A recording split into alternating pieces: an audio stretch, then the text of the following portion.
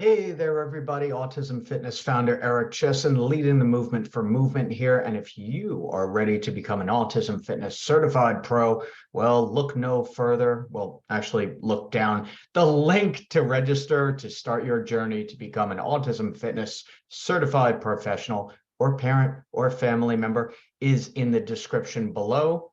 Now, in this week's Tuesday training, I want to talk about the process and the practice of shaping.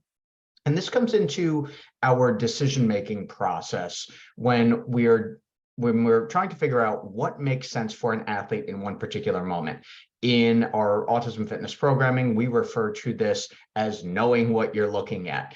And knowing what you're looking at is looking at the three different observable aspects of skill development: the physical, the adaptive, and the cognitive, thus making the PAC profile. So in today's video, we're going to see one of my teenage athletes who has recently started his program, and one of the most reinforcing or enjoyable exercises for him is the rope swing.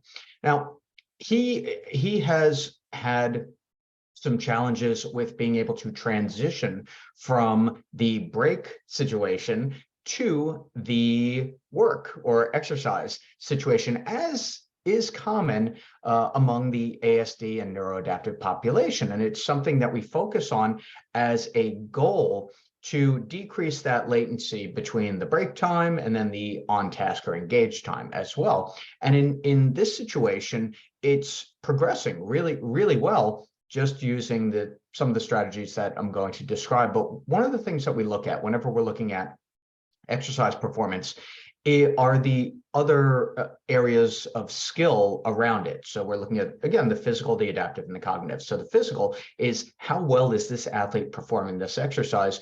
And are there any potential compensatory movement patterns, or are we seeing any compensatory movement patterns? Which, of course, is a big deal. We want the athlete to perform the exercise to the best of their current ability level. So we have to facilitate that. From an adaptive perspective, how motivated or engaged is the athlete to perform that particular exercise? All right. If we give them a 10 rep or 15 rep set, do they complete all of the repetitions to the best of what they can currently do right now? Or do they do 2 or 3 reps and then stop or wander off? These are questions to which we need answers so that we can provide the appropriate amount of support and the right approach for that particular athlete. And then finally, with cognitive, of course, being both the neurological and the neuromuscular. Neurological, does our athlete understand the expectations? And what does the movement look like with reference to how they understand to perform it, right? And when we put all these things together, which is, by the way, exactly what you get in your level 1 certification, when we put these things together, then we can make better decisions about programming. And this, by the way, can be done in an individual or even a group or class situation as well. So I'm going to share the screen. We're going to see Jay here walk over. Now, this is a transition from break time to a preferred exercise. When we talk about the performance of the exercise, there's kind of a balance, a balance between getting the exercise to the point where it's going to have a training effect, or it's going to benefit that athlete, and also keeping the athlete engaged as well. What do I mean by that? This is a highly reinforcing exercise for Jay here. So in this situation, I'm going to enable him to perform it at this current level with, when we come back to the idea of shaping, with the goal eventually, you can see he's resetting a little bit. So he's doing a little bit of an outside swing. This is looking a lot better. Now he's more dialed in.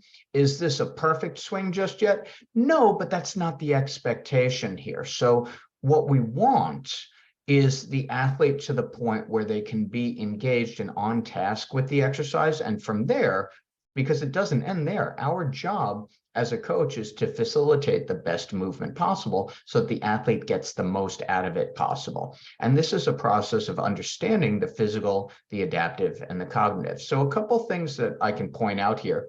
When he starts the movement, so let's come back to this point where he's just walking over.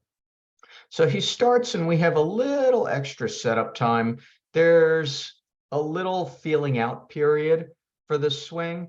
And finally, he sets himself up. So a goal might be to cut down on the latency between grabbing the rope handles and getting started.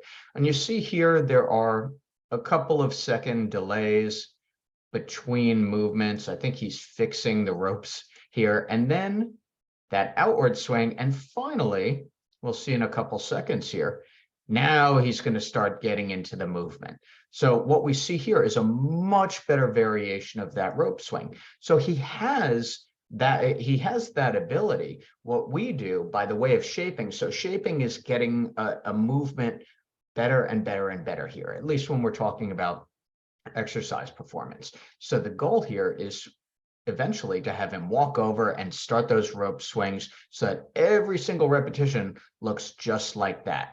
It's not always where we start out with our autism and neuroadaptive athletes, and that's fine. We just have to understand where we're going with it. And he finishes up this set of rope swings really, really strong. And then, of course, he's going to go back, take his break. And so we want to facilitate the structure of the session in a way where he feels acknowledged, respected, and there is also upholding that expectation of break time and then rope swing time, and then we're starting to dial into better performance of that rope swing. So he's got it.